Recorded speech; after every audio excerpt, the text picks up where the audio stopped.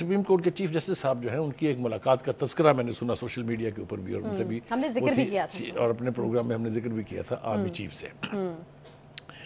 ایک تو اس ملاقات کا کہ آفٹر میچز کیا ہیں وہ کچھ تو نظر آنے شروع ہو گئے ہیں اور کچھ ہمیں آنے والے دنوں میں نظر آ جائیں گے۔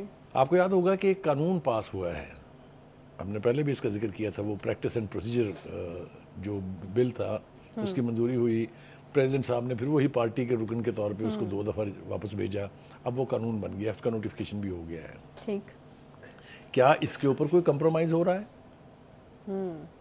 یہ سوال ہے، ہم چھوڑے جا رہے ہیں سوال تاکہ لوگ اس کے اوپر ضرور اپنا مغز اپلائی کریں، اور ہم اس کا جواب بھی خود ہی دیں گے، ٹھیک ہے، چاہے اگلے ہفتے کے پروگرام میں دیں۔ آ جائیے جناب اس صورتحال کے اوپر کہ اب ہوگا کیا۔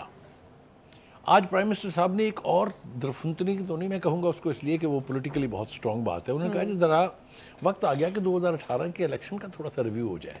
اچھا، یہ مسکرانے والی بات ہی نہیں ہے، یہ بڑی خوفناک بات۔ انہوں نے اس کے اندر 3-4 باتیں کی۔ اس نے کہا جی پہلے تو یہ بتایا ہمیں کہ یہ RTS کیسے بیٹھا تھا۔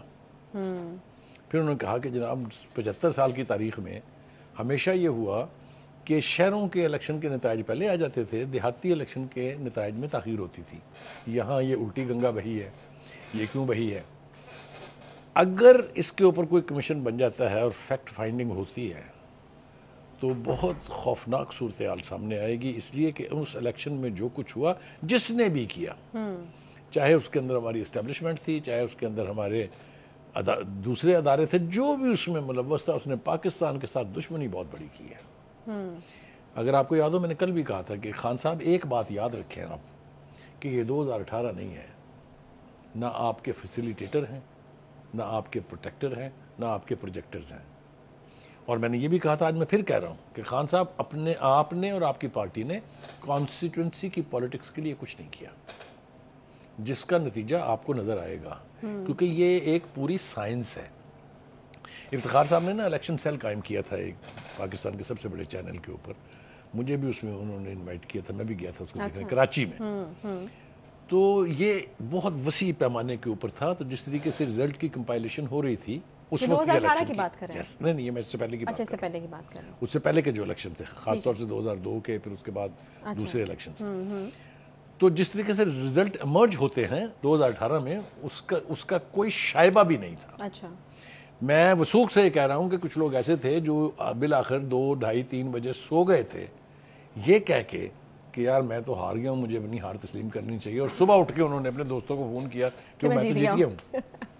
تو یہ ہے 2018 کا الیکشن۔ تو یہ آج بہت اہم بات جو ہے وہ ہوئی ہے۔ ٹھیک، ہم ذرا ٹویٹر بھی دیکھ رہے تھے بخاری صاحب، کیونکہ بیٹھے ہیں ساتھ مذاکرات کی میز کے اوپر، لیکن مجھے ایک چیز ذرا دیکھ کے تھوڑا سا وہ ہوا کہ آج کی کچھ ٹویٹس ہیں فواد چودھری صاحب کی، اور وہ مذاکراتی کمیٹی کا جو ہے وہ حصہ ہیں، لیکن اس سے پہلے جو وہ ٹویٹس کر کے گئے ہیں وہ ذرا تھوڑی گڑبڑ ہیں۔ وہ یہ کہہ رہے ہیں کہ جی 160 اراکین کی حمایت حاصل تھی وزیر اعظم کو، ٹویٹ آپ اپنی ٹیلی ویژن اسکرین پر دیکھ بھی سکتے ہیں، اور وہ یہ کہتے ہیں کہ 20 تو وہ ووٹ تھے جو کہ PTI کے منحرف اراکین تھے، ان کے ووٹ تھے۔ تو مجھے سمجھ نہیں آئی کہ وہ کون سے اراکین تھے 20 جنہوں نے وزیر اعظم صاحب کو ووٹ ڈالے۔ آپ کو ٹویٹ کی اور بھی کچھ باتیں سمجھ میں نہیں آئی ہیں، میں اس کے اوپر بھی بات کرنا چاہتا ہوں۔ جس طریقے سے انہوں نے PDM کو سپیل کیا ہے، یہ فواد چودھری صاحب کی ذہنی غلاظت کا کھلا ثبوت ہے۔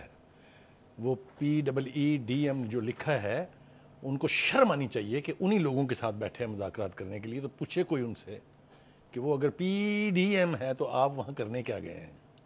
یہ بہت کچھ اس کے اوپر کہا جا سکتا ہے جو میں اوائڈ کرنا چاہتا ہوں اس وقت۔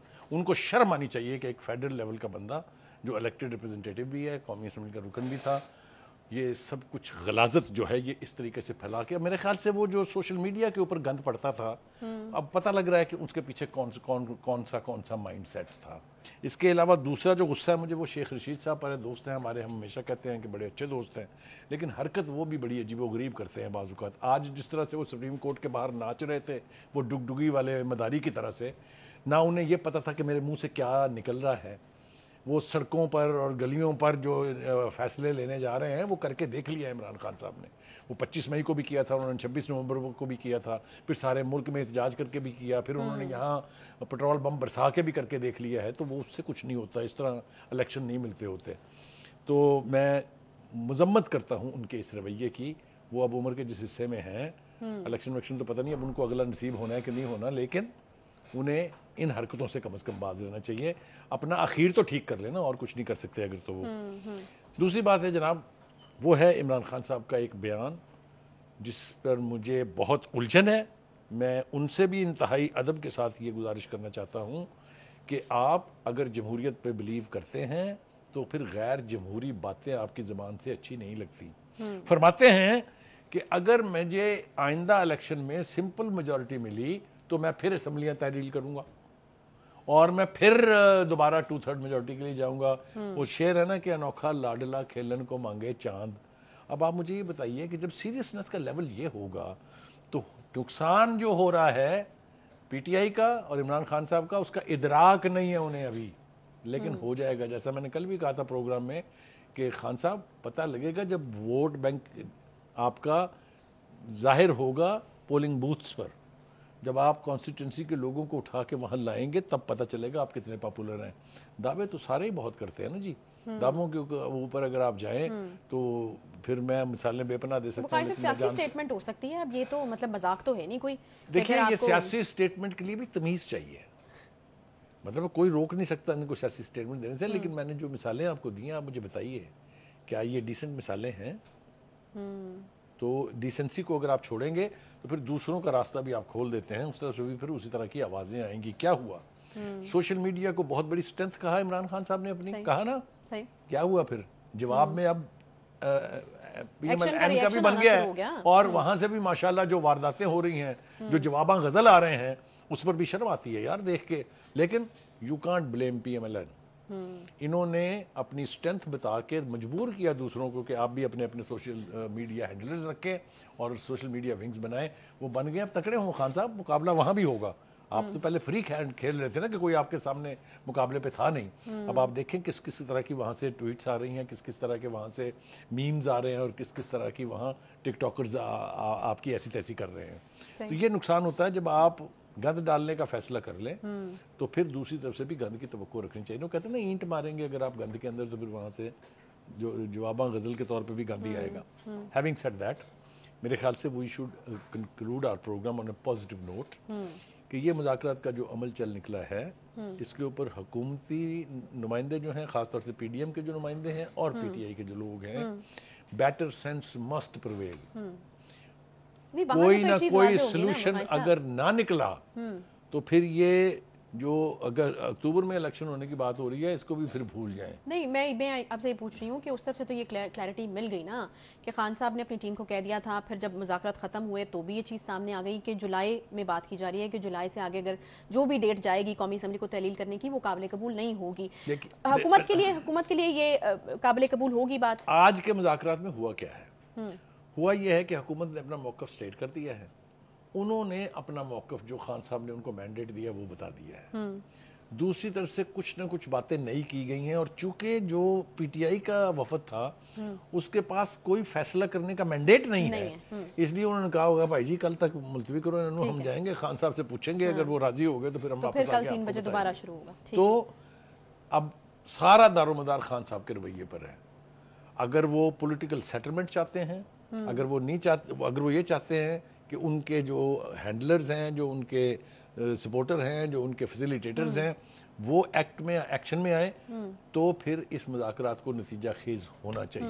نہیں بخاری صاحب, سوال یہ ہے, ٹائم بالکل ختم ہو گیا, آخری میں سوال آپ سے کر رہی ہوں. سوال یہ ہے کہ اگر یہ جولائی والی چیز ان کی طرف سے کلیئر ہے, خان صاحب نے اگر کہہ کے بھیجا تو اب بھی موقف بدل تو نہیں لیں گے, ویسے تو کوئی پتہ نہیں ان کا, لیکن موقف بدل تو نہیں لیں گے, لیکن جو شخص اپنے آپ کو قابل قبول ہوگا کہ 1 مہینہ پہلے اسمبلی تحلیل کر میرا خیال ہے اتنی سی گنجائش وہ دینے کے لیے آمادہ ہو جائیں گے, اس میں مجھے کوئی ڈاؤٹ نہیں ہے.